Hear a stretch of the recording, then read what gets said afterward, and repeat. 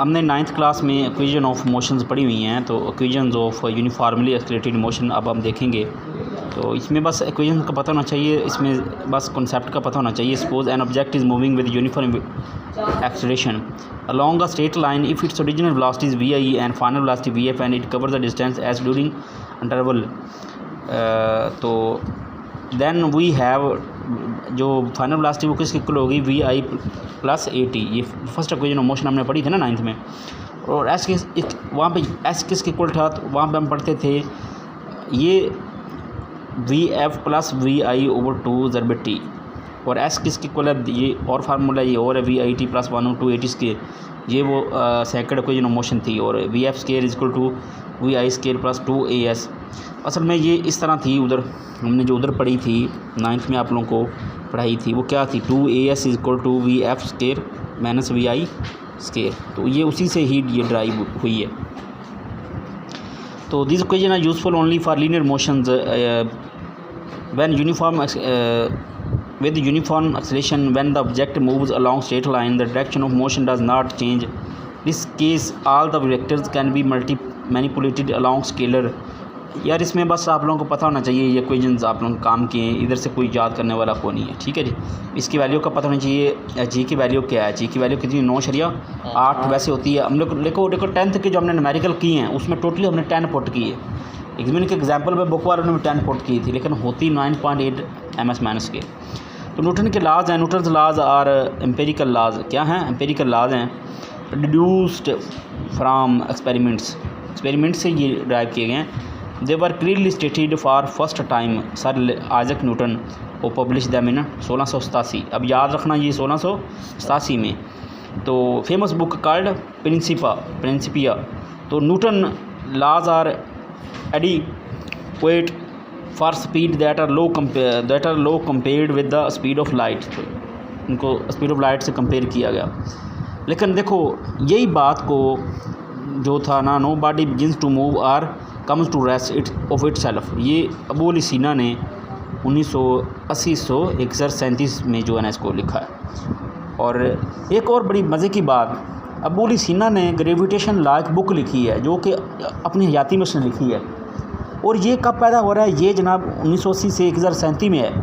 और न्यूटन ने कब पेश किया, 1687 में। लेकिन हमारे मुसलमान साइंस अबू सीना की ग्रेविटेशन की बुक को वैल्यू नहीं देगी। लेकिन न्यूटन के लाज देख लें, न्यूटन ने सिर्फ ये बात कर दी कि सेब गिरा जी तो मैं देख रहा था, तो ये सेब को अहमियत मिल गई। और हमारा जो मुसलमान साइंटिस्ट था उसकी बुक जो ग्रेविटेशन लॉ उसको अहमियत नहीं दी। तो वो कहता है for every very fast moving object such as atomic particles in an accelerator relativistic mechanism developed by Albert Einstein is applicable. तो ये जो अल्बर्ट आइंस्टाइन ने जो फार्मूलाज ईजाद किए वो एप्लीकेबल हैं। Newton's first law of motion short के लिए है ज़्यादातर फर्स्ट लॉ जो है ना। तो a body at rest will remain at rest and body moving with uniform velocity will continue to do so unless acted on by some unbalanced external force. जब तक कोई जिसम रेस्ट में है तो रेस्ट में रहेगा, कोई मोशन कर रहा है तो मोशन में रहेगा, यूनिफॉर्म मोशन में है तो यूनिफॉर्म मोशन में रहेगा, जहाँ तक उस पर कोई बाहर से कोई फोर्स ना लगे।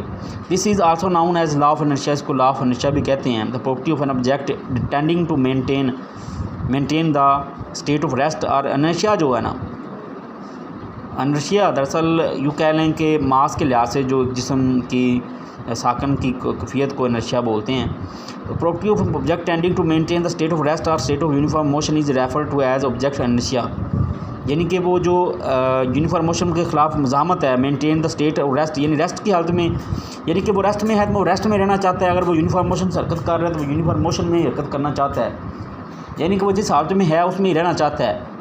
तो इसको हम इनर्शिया भी बोलते हैं। The more the inertia the stronger is this tendency in the presence of force. देखो जिसका मास जितना ज़्यादा है वो उतना सुकून में रहना चाहता है। मतलब एग्जांपल मैं देता हूँ, यूँ कह ले कि मोटे बंदे का मास ज़्यादा होता है ना, वो चाहता है कि वो घूमना फिरना ज़्यादा नहीं पसंद करता, सुकून और बैठ रहता है। जो पतला बंदा होए वो एवं भज्जा जाता है, अक्सर आप लोग आजमा रहे ना इस तरह की बात, ठीक है। और उससे देखो स्मार्ट बंदे को दौड़ना भी आसान है और मोटे बंदे को मास ज़्यादा है उसको दौड़ना भी मुश्किल है। तो ये एक तरह की इनर्शिया, जैसे इनर्शिया ज़्यादा उसी तरह उसकी जो है ना वो टेंडेंसी जो है ना वो बढ़ जाती है। The mass of the object is qualitative measurement of its inertia. Mass क्या है उसका, दरअसल इनर्शिया की क्वालिटेटिव मेजरमेंट है कि एक कितने मास में कितना उसका इनर्शिया मौजूद है, उसकी कितनी कैपेसिटी है। तो बेसिकली डेफिनेशन तो यहाँ से है ना, यहाँ से ये वाली definition known as the inertia, ये वाली उसकी डेफिनेशन पहले मान रही लाओ उसको। ये जो है ना, ये डब्बे वाली तो किसकी है, इनर्शिया की है। The frame of reference in which Newton first law of motion hold is known as inertia frame of reference. तो ये अलग से शॉर्ट मान सकते हैं। तो a frame of reference stationed on earth is approximately inertial frame of reference. तो जो frame of reference stationed on earth पर जो है इनर्शियल फ्रेम ऑफ रेफरेंस है। न्यूटन साइकिल ऑफ मोशन, ये भी शॉर्ट इंपॉर्टेंट में है। न्यूटन का जो साइकिल है, a force applied on a body produce acceleration in its on direction.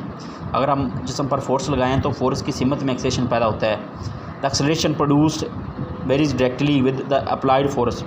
जो एक्सेलरेशन है जो पैदा होता है वो वेरी फोर्स के साथ ही डायरेक्टली प्रोपोर्शनल, फोर्स के डायरेक्टली प्रोपोर्शनल है and inversely proportional with the mass of body. Mass के इनवर्सली प्रोपोर्शनल है। Mathematically it is expressed as F = ma। आप लोगों ने 9th में इसको ड्राइव करना सीखा था।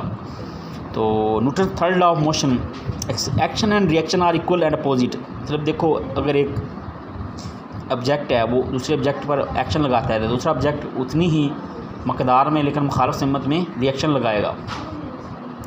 For example, whenever an interaction occur between two objects, each object exert the same force on the other but in the opposite direction. Opposite direction में होगी लेकिन सेम फोर्स एक्सर्ट करेगा।